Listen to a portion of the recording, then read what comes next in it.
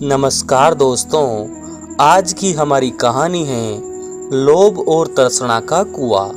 एक बार राजा भोज के दरबार में एक सवाल उठा कि ऐसा कौन सा कुआं है जिससे गिरने के बाद आदमी बाहर नहीं निकल पाता। इस प्रश्न का उत्तर कोई नहीं दे पाया।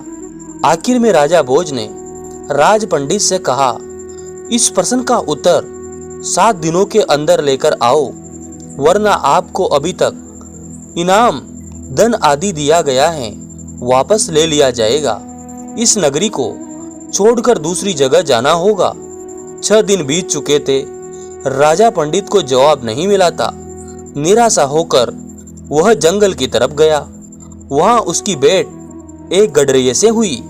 गडरिये ने पूछा, आप तो राजा पंडित हैं, राजा के दुलारे हो, फिर चेहरे पर इतनी उदासी क्यों? यह गडरिये मेरा क्या मार्गदर्शन करेगा? सोचकर पंडित ने कुछ नहीं कहा। इस पर गडरिये ने पुनः उदासी का कारण पूछते हुए कहा, पंडित जी, हम भी सत्संगी हैं, हो सकता है आपके प्रश्न का जवाब मेरे पास हो, अतः निसंकोच कहिए। राज पंडित ने प्रश्न बता दिया और कहा कि अगर कल तक प्रश्न का जवाब नहीं मिला तो राजा नगर से निकाल देगा। गडरिये बोले, मेरे पास पारस हैं, उससे खूब सोना बनाओ। एक बोझ क्या लाखों बोझ तेरे पीछे घूमेंगे। बस पारस देने से पहले मेरी एक शर्त माननी होगी कि तुझे मेरा चेला बनना पड़ेगा। राज पंडित के अंदर पहले तो अहंकार जागा कि 2 कौड़ी के गडरे का चेला बनूं, लेकिन स्वार्थ पूर्ति हेतु चेला बनने के लिए तैयार हो गया।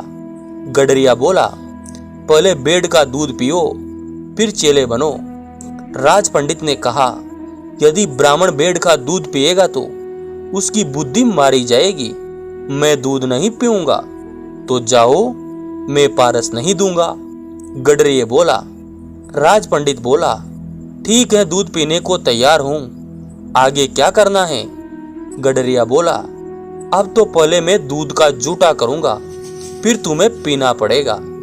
राज पंडित ने कहा, तू तो हद करता है, ब्राह्मण को जूठा पिलाएगा, तो जाओ। गडरिये बोला। राज पंडित बोला, मैं तैयार हूं जूठा दूध पीने को।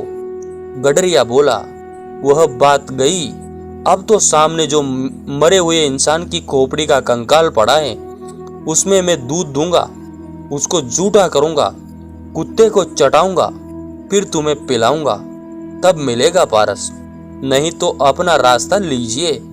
राज पंडित ने खूब विचार कर कहा, यह तो बड़ा कठिन, लेकिन मैं तैयार हूं। गडरिया बोला, मिल गया जवाब, यही तो कुआं है लोभ और तृष्णा का, जिसमें आदमी गिरता जाता है और फिर कभी नहीं निकलता।